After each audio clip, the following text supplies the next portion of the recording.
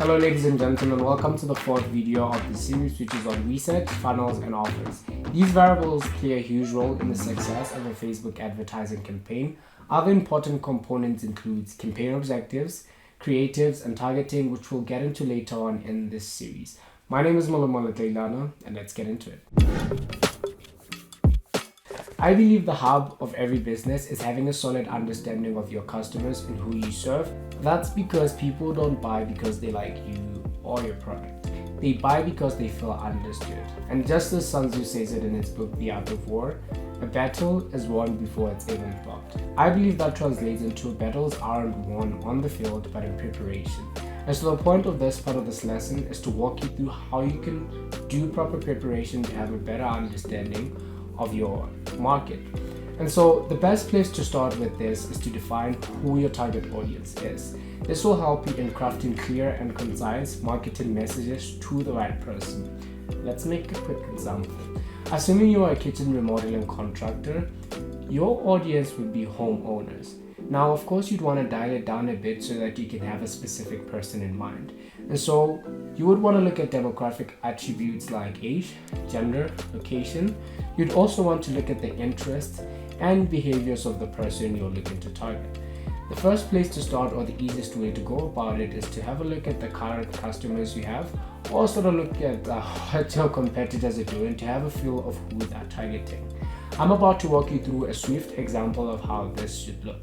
Alright, so we have you as a kitchen remodeling contractor, and our target audience would be a homeowner. We're going to name this homeowner Bob. Now, Bob needs to renovate his kitchen or is looking to remodel his kitchen.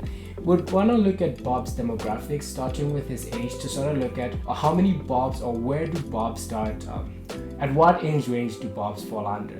And so our Bobs tend to fall under the age of 27 to 65 plus.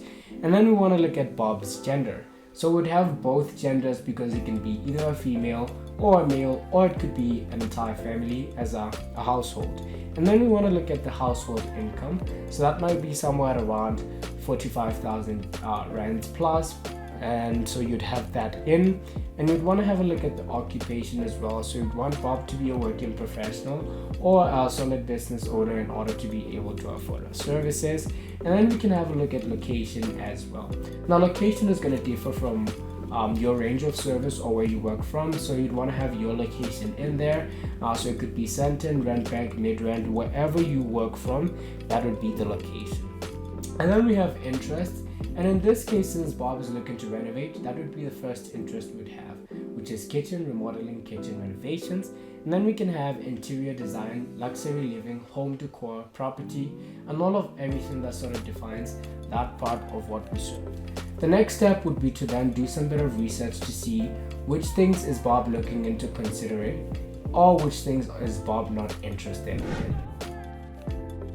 There are three main ways I recommend to have a better understanding of your target audience. The first one is field research. And yes, going out to ask people how they feel about your services, whether it be your clients or people who are just interested in your offer. Tons and tons of big name entrepreneurs recommend this as a really great way to have a feel of what people want from you, what they want from your offers, or what they're really looking for and missing.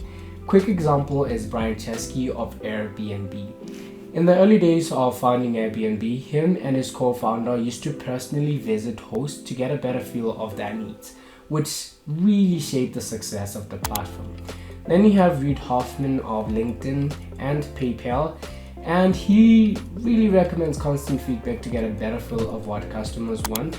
He's also famously known for saying, if you're not embarrassed by the first product that you develop, then you've probably launched too late, right? And so the point is really to have a better feel of what your clients are looking for so that you can put together marketing offers that really promote, or you could say really deliver for them. And all forms of feedback should be factored in to drive a better result. Then from there we have the second way you can do this, which is online forums.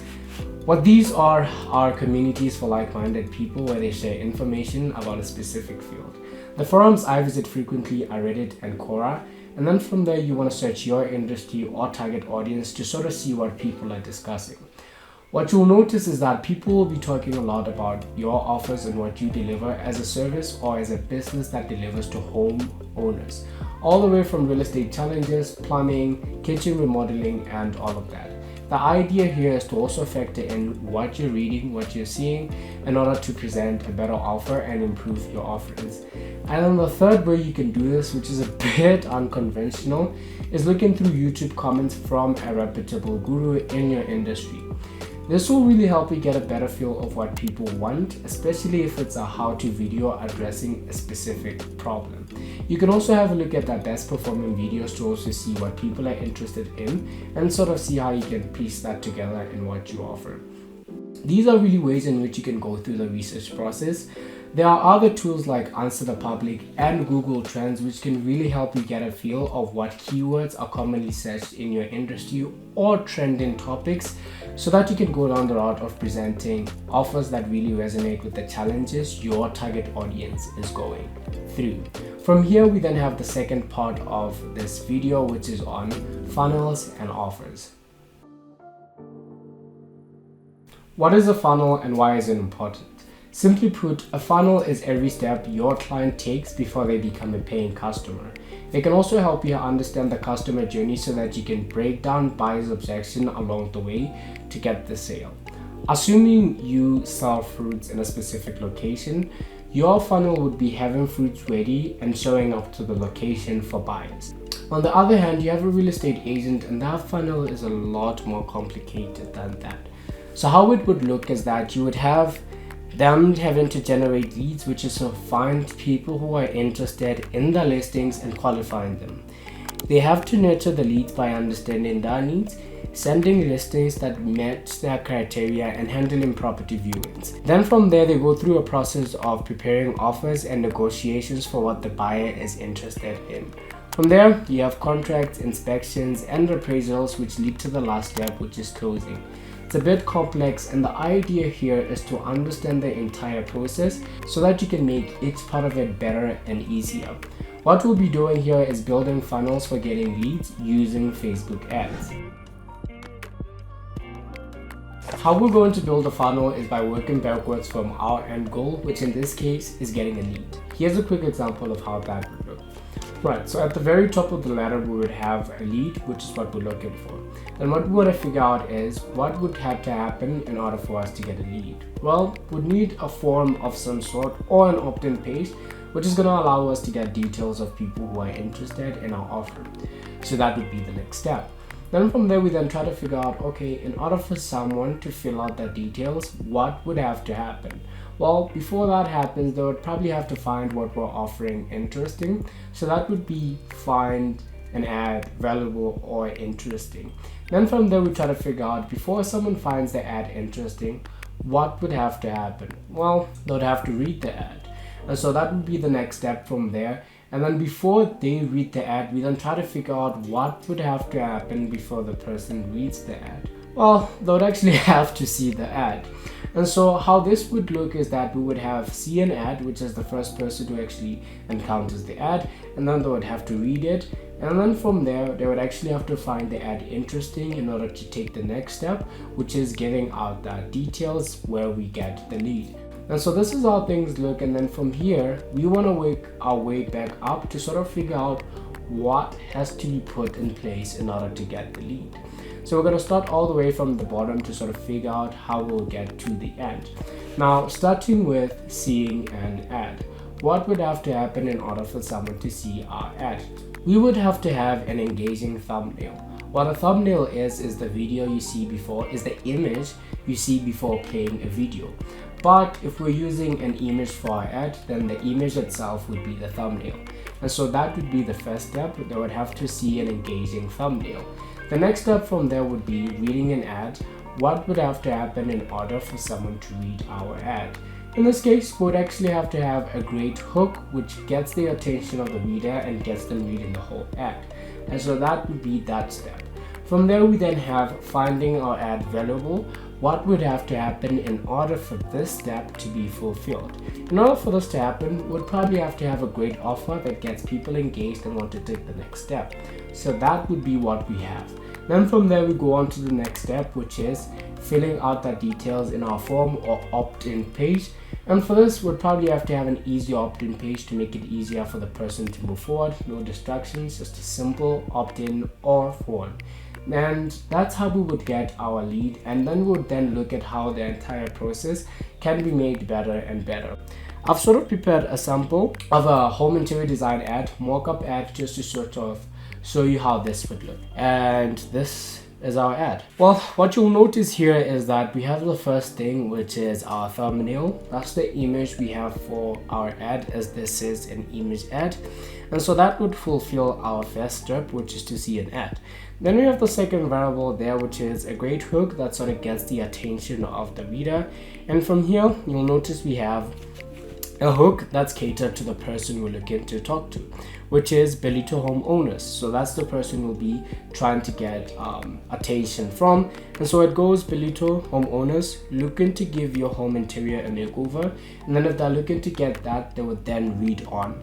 Everything that comes after a hook then becomes our offer or the meat of the ad, which sort of communicates the value that we'll be providing for them.